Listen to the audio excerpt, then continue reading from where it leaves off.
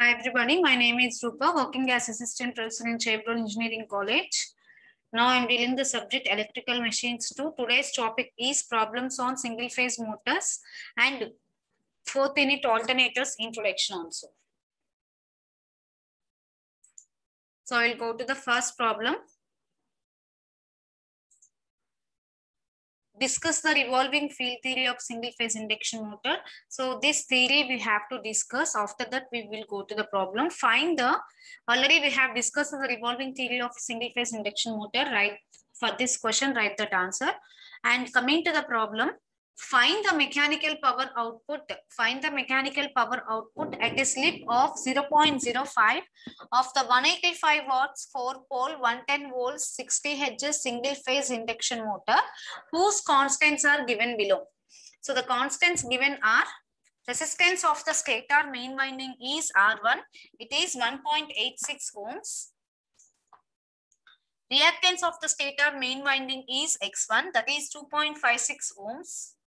Magnetizing reactance of the stator main winding, that is Xm, is equal to 53.5 ohms. And rotor resistance at standstill R2 is 3.56 ohms. And rotor reactance at standstill X2 is 2.56 ohms. Now we have to find the mechanical power output. For this we have to find this one. Output is equal to, this is the final formula, synchronous watt into 1 minus S. Slip we know, and we have to calculate the synchronous watt. Okay, so for finding out the synchronous watt, first we have to find out the value of T. Nothing but synchronous watt. So T is, what is the formula of T? TF minus TB. Okay, TF minus TB. So first we have to find out TF, and after that backward torque, forward torque TF, and we have to subtract both. You will get the value of T. So for finding out the value of TF, we have to find out the I3 square R2 by S. Right? So these are the I3 is nothing but VF by Z3. And for finding out the I5, we have to, I5 means nothing but IB here. I5 means IB.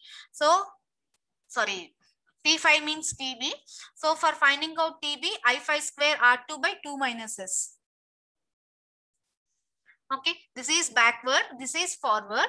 And for finding out the T5, we have to find out I5 because I5 square R2 by 2 minus S. So I am coming from back side the problem. First what we have to find, we have to write the formula, and from that one by one step you have to write. So as in the board it is not it is not possible to write. I am coming from back side. So I5 we have to find out from VB by Z5, and I3 we have to find out VF by Z3.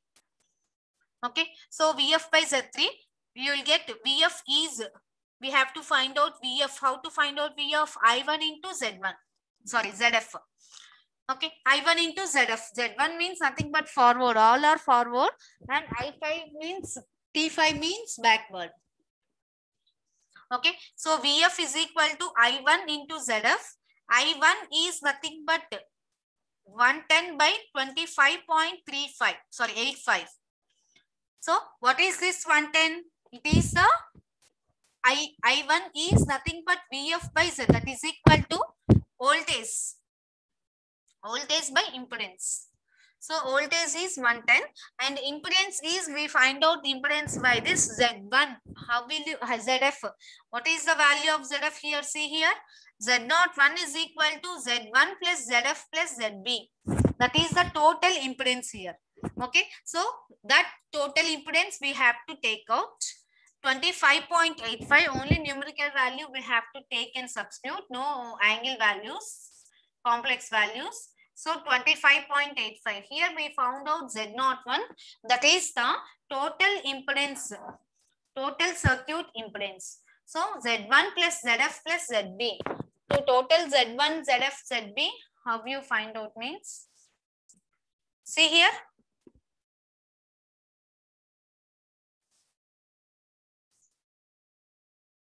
First find out R2 and X2. So R2 is equal to capital R2 here, 3.56. Rotor resistance at standstill, R2 by 2. You will get small R2. And XM is nothing but 53.5 and XM is equal to, small XM is equal to 53.5 divided by 2. So like that, small x2 is equal to capital X2 by 2. That is equal to 2.56 divided by 2. These are the known calculated values. After that, you have to calculate ZF. ZF is equal to, this is the formula, JXM R2 by S plus JX2 by R2 by S plus J into X2 plus XM. That is equal to XM into R2 by S XM plus J into R2 by S whole square plus X2 into X0 by R2 by S whole square plus X0 square. So where X0 is nothing but sum of, it is the equivalent resistance, equivalent reactance of X2 plus XM. So substitute all the values here in ZF, you will get to 21.15 and an angle of 54.2 degrees. So similarly, ZB also you have to find out. ZB also same formula with different S, 2 minus S. In place of S, you have to substitute just 2 minus S.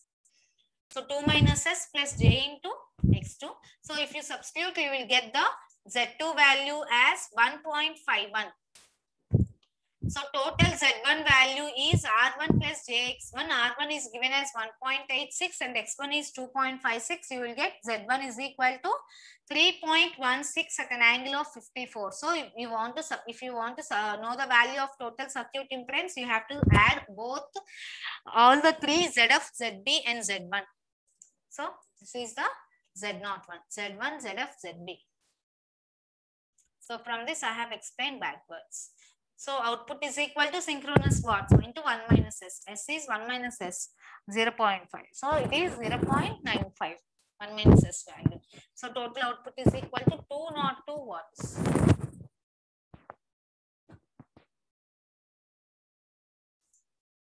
Next problem.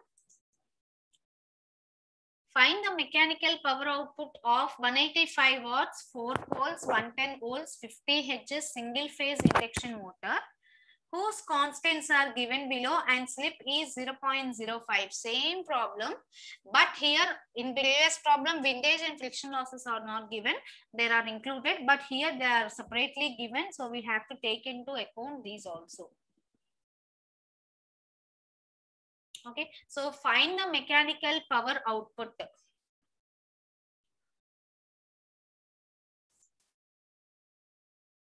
of 185 watts, 4 pole, 110 volts. So it is seen that major part of this problem, it being solved in before problem only. So same constants, same parameters are given. From this we can assume that VF is equal to 82.5% of 110, that is equal to 90.7. And the core loss current IC is equal to 35 by 90.7. That is equal to 0.386 amperes. And RC is equal to 90.7 by 0.386. That is equal to 235 ohms.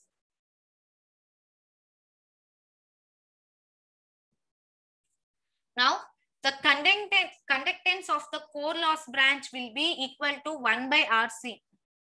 Okay, so G is equal to 1 by R. That means 1 by 235, that is equal to 0.00426 S Siemens.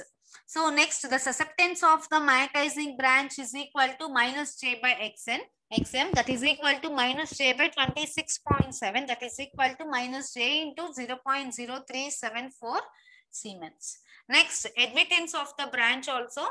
3 also we have to calculate by this formula. You will get 0.028 minus J 0.00101 Siemens. After that, you have to substitute the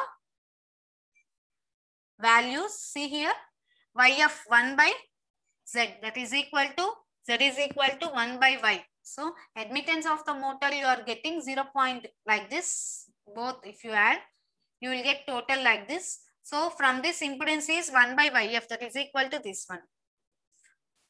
And the motor 2 admittance we have to find out, that is admittance of branch 5. Before S we have taken in this 2 minus S. Just S will be converted into 2 minus S and remaining formula is same. You will get 0.369 minus J, 0.517.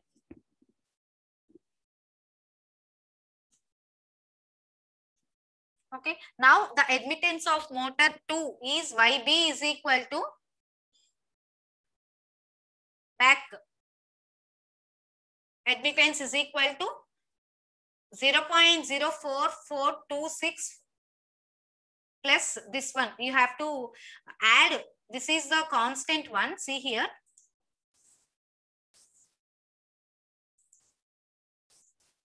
This is the constant one. For this main one, you have to add this one. Forward means you have to add forward one. Backward means you have to add backward. So if you add like this, you will get impedance 1 by YB, that is equal to this one. Okay, so after that, impedance of the entire motor will be Z01, Z1 plus ZF plus ZB, that is equal to this one, 24.7 ohms. So substitute same IT, VF, VB and substitute in the synchronous watts, T, TF minus TB, you will get total. And out of that, we have to take out the core losses, frictional and windage losses. So net output is 195 you are getting. From that, if you omit the losses, minus 13.5, you will get the total net output 181.5 watts.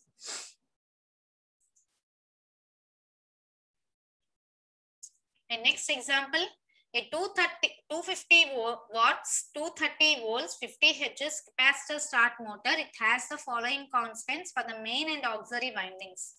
The main winding impedance is Zm is equal to 4.5 plus J 3.7 ohms. And auxiliary winding impedance is 9.5 plus J 3.5 ohms.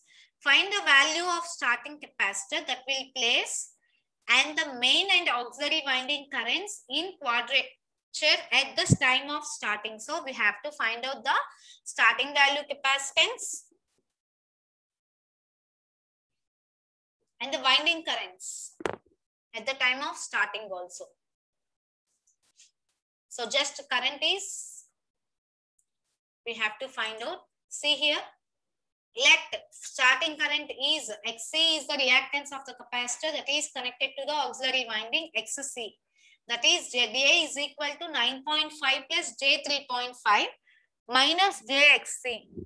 So from that I can write 9.5 plus JX total. Okay. So where X will be taken as net reactance and Zm is equal to Zm is equal to 4.5. You know that we have to convert this into complex. Just we have to we are converting this into complex. ZA and Zm given, auxiliary and main winding given. Just we have to convert it into complex angle. So we know that Im will be lagging by V. So that the angle, we find out that Im will be lagging by V by 39.4 degrees, right? So the phase angle between IA and Im, it has to be 90 degrees. So IA must lag by V by 90, by how much? 90 minus 39.4 degrees, that is equal to 50.6 degrees. So the total phase difference between Im and Ia is 50.6.